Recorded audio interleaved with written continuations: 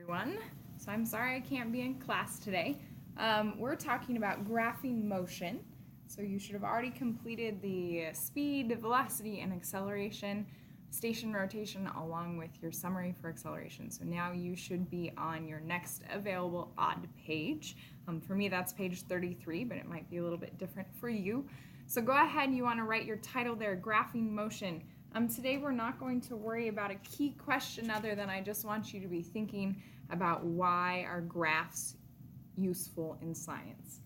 So there's a couple different reasons. They go ahead and give us a quick shot of information versus it being a lot of numbers and just data tables. And hopefully you'll be able to see that graphs, especially with speed and acceleration, can tell us a lot about what's going on. So first thing you want to do is make sure that you have this sheet. So that should be at the front of the classroom. You're going to go ahead and cut this down to size. Once you have this sheet, you're going to go ahead and cut it down to size. And so you'll notice there's a lot of extra white space there. So I'm going to go ahead and cut these out. We're going to go through this sheet because it has basically your most essential need-to-knows for graphing on this page.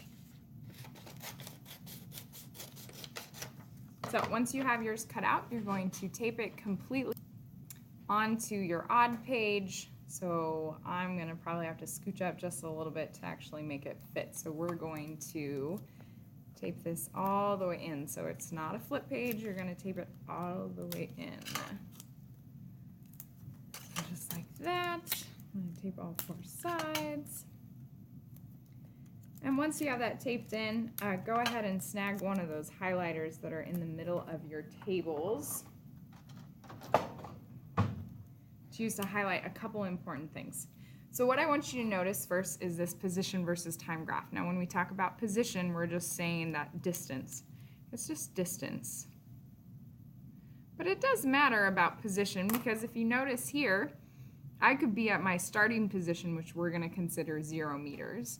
And if I travel away from my starting position, I have a positive forward movement or a positive speed. Whereas if I start here and I come towards my origin, I actually have a negative speed. So I could be going backwards. So that's kind of an important piece for us here. It depends where we're starting, whether we're having positive or negative speed. The other thing here is you want to notice the steeper the line, the faster it is. So that's a really important thing. So let's go ahead and highlight that. And we can highlight that here, that line A is a fast speed. Again, that negative speed when it's coming back to 0 meters or 0 position. And then slow speed just means that we have a less steep of a line, okay? Now, if it's going completely straight, all that's saying is that we're staying at 15 meters for an infinite amount of time here. So up to 12 seconds in this specific graph, okay? Now, if you notice, this person went ahead and moved from position 0 all the way up to position 30, and they did it in 5 seconds. So 30 over 5, of course, is going to give us 6 meters per second. So that's all we're showing here is that for the slope, we're just taking the distance traveled divided by the amount of time it took. So you guys are probably used to using slope as the rise over the run. Same deal here. How far does it rise, and how long did it take to get over there? Okay. So moving on to the next part, when we are graphing variables, there's a couple things that we want to note.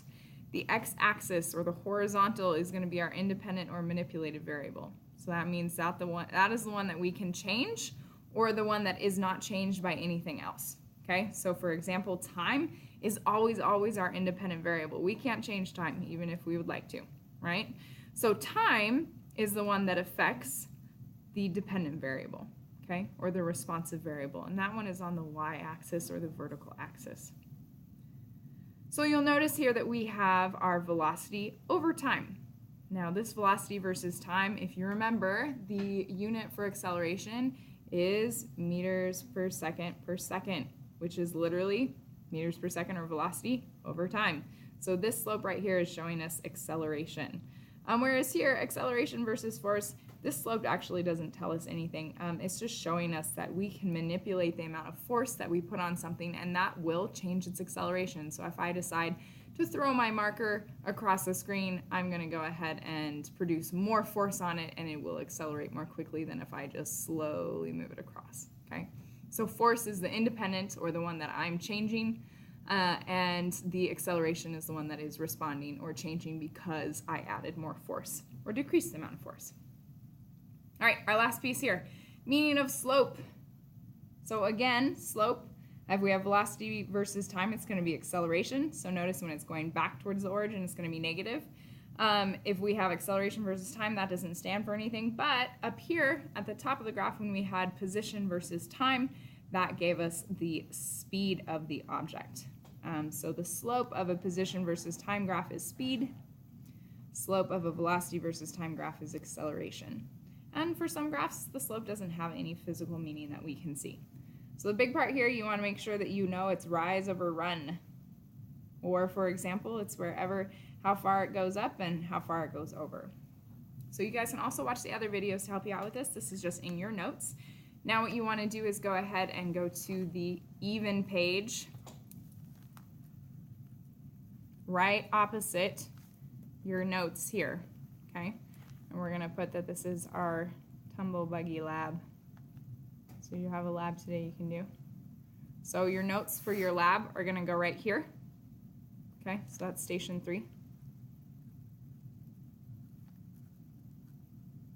And what I want you to do is, before you go ahead and get started, get this page right here. And this is a worksheet, okay? So this is worksheet 1.6, I think is what we have it called, graphing linear motion. So it is at the front of the room also. I want you to take this, you're going to cut it down to size, and you're going to make it into a flip page.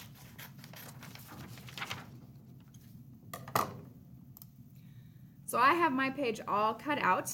I'm going to go ahead and just put it over that station. So again, we're not taping it all the way in. We're making this a flip page, okay? So you can kind of choose how you want to do that. You can tape it at the top and then have it flip up. Personally, I like to tape it on the side and then fold it on the side there and then flip it over so that I can see my work underneath, okay? So you want to tape this in, then you are welcome to go ahead and get started on the stations.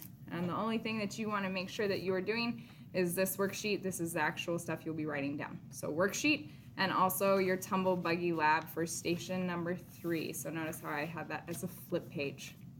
All right, feel free to ask me any questions if you have them on the discussion board on It's Learning. Good luck.